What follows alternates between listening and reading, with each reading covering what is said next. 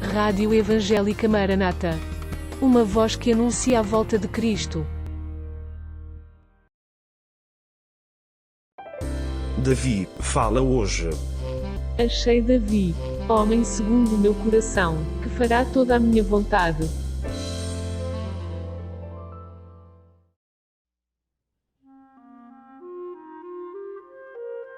Este é o 6º episódio e continuaremos a falar sobre as vitórias de Davi.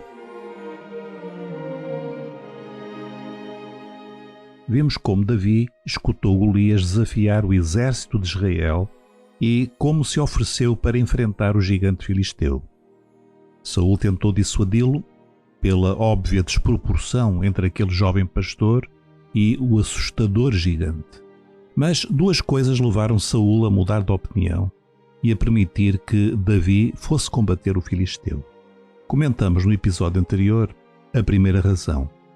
É que Saul apercebeu-se de que Davi tinha vencido dois temíveis adversários, o leão e o urso. Isto significava que o filho de Jessé não estava tão despreparado para aquela luta como poderia parecer à primeira vista. Mas creio que houve mais alguma coisa que fez Saul dar a sua permissão a este combate desigual. E é sobre isto que nós falaremos neste episódio. Saul já se encontrava num estado de grande decadência espiritual, visível pela sua incapacidade de liderar o povo naquele momento crítico como lhe competia. Mas creio que o rei de Israel, no meio da sua apostasia e desorientação, ao olhar para Davi, teve um vislumbre de algo que ele também já tinha vivido no passado. Saul viu em Davi o fogo do Espírito Santo que no início do seu reinado ele também tinha experimentado. Se lermos o capítulo 11 do primeiro livro de Samuel, iremos encontrar um episódio que marcou o início do reinado de Saul. A cidade israelita de Jabes-Gileade tinha sido cercada por um amonita de nome Naash. Os habitantes desta cidade tentaram fazer um acordo com ele, mas em vão. A resposta de Naash foi terrivelmente humilhante. Citação: "Com esta condição farei aliança convosco, que a todos vos arranco o olho direito e assim ponha esta afronta sobre todo Israel." Fim de citação. Saul foi informado da situação desesperada de Jabes-Gileade e a sua reação está descrita nos versículos 6 e 7. Citação: "Então o Espírito de Deus se apoderou de Saul, ouvindo estas palavras, e acendeu-se em grande maneira a sua ira." Fim de citação. Movido pelo Espírito Santo, Saul congregou todo o povo e definiu uma estratégia para a batalha. E naquele dia Israel alcançou uma vitória retumbante sobre os amonitas. Lemos o fim feliz daquele dia histórico. Citação: "E Saul se alegrou muito ali com todos os homens de Israel." 1 Samuel 11:15. E este foi um dia em que todo o povo aclamou Saul como seu rei. Os anos tinham-se passado. E agora, diante do desafio de Golias, Saul sentia-se desorientado e impotente. Que diferença a atitude de Davi. Lembramos as palavras dele a Saul. Citação: "Não desfaleça o coração de ninguém por causa dele. Teu servo irá e pelejará contra este filisteu." 1 Samuel 17:32. Saul sabia por experiência própria o que era estar cheio da força do Espírito. Certamente, ao ouvir as palavras de Davi e ao ver a sua atitude de fé, apercebeu-se de que em Davi ardia o mesmo fogo que um dia também tinha ardido no seu coração. No passado, Saul tinha conduzido Israel a grandes vitórias.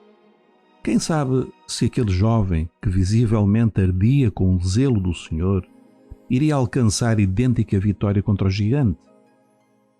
Por isso, a última palavra de Saul para Davi foi: "Vai e o Senhor seja contigo." Davi tornou-se naquele momento na única esperança de Saul e a esperança de todo o povo de Israel. Mas a única esperança de Davi estava numa pessoa, o Senhor da sua vida, o Senhor que ele sabia que não iria falhar. Antes de despedir Davi e de o enviar para o combate, Saul teve um derradeiro gesto. Quis vestir Davi com roupas de guerra adequadas. Seria até um pouco ridículo Davi apresentar-se perante o gigante, que estava fortemente armado, como vimos, vestido apenas com as suas roupas do campo, com o seu traje simples de pastor de ovelhas. Lemos no versículo 38. E Saul vestiu a Davi de suas vestes e pôs-lhe sobre a cabeça um capacete de bronze e o vestiu de uma couraça. Fim de citação. Mas quando Davi cingiu a espada e tentou caminhar, não conseguiu. E disse a Saul: não posso andar com isto, pois nunca o experimentei. E Davi tirou aquilo de sobre si. Fim de citação. Isto faz-nos lembrar quantos jovens já um dia se chegaram junto dos seus líderes oferecendo-se para servir na obra de Deus e escutaram esta recomendação: precisas primeiro de te preparar. Nada temos quanto ao preparo. Pelo contrário, Paulo recomendou a Timóteo: procura apresentar-te a Deus aprovado, como obreiro que não tem de que se envergonhar, que maneja bem a palavra da verdade. Segunda carta a Timóteo 2,15. Mas tudo depende do que se entende por esse preparo. Davi tinha sido preparado pelo Senhor no segredo do deserto. Tinha enfrentado o leão e o urso. Tinha-se especializado no uso da funda e, sobretudo, estava cheio da graça de Deus. Estava, portanto, preparado. Deus tinha-o preparado para aquele dia, em que o podia ajudar a pesada roupa e a armadura de Saul. Nada pode nem deve ser dito contra o estudo, a erudição ou o conhecimento. O problema é supor que em seminários ou institutos, aprendendo teologia e outras disciplinas, é que o obreiro recebe a sua preparação fundamental. E não é. O preparo do obreiro é feito no deserto, enfrentando tentações, vencendo provações, num combate muitas vezes solitário, que em regra só Deus vê. É a vitória sobre o pecado e sobre a atração do mundo. É a humilhação diante do Senhor, a aprendizagem da oração e do jejum, a negação de si mesmo. É a leitura e estudo da palavra de Deus, quantas vezes de joelhos, buscando uma orientação do Senhor. E é, por vezes, a dura aprendizagem de lidar com o rebanho, de cuidar e amar as ovelhas, mesmo as mais difíceis, que o Pai nos confiou. Ovelhas por vezes rebeldes, fugidias, mas que Deus ama e pelas quais o sumo pastor entregou a sua própria vida. Nenhuma escola, instituto ou seminário pode ensinar estas coisas, muito menos pode colocar fogo no coração. Infelizmente, a história ensina-nos que muitas vezes têm sido instituições que começaram como verdadeiras escolas de profetas, mas que acabaram por se transformar em centros difusores de racionalismo e incredulidade. Não, Davi não precisava daqueles acessórios. Seriam um peso para a sua caminhada e um obstáculo para o combate. Davi estava preparado com o necessário e por isso deixou o manto de Saul e as suas armas para trás e correu decidido para o combate. Como vê, prezado ouvinte, a narrativa do combate entre Davi e Golias tem muitas lições para nós. Iremos prosseguir no próximo episódio, procurando escutar aquilo que Davi nos fala hoje. Até lá, fique com Deus. Fique na paz do Senhor Jesus Cristo.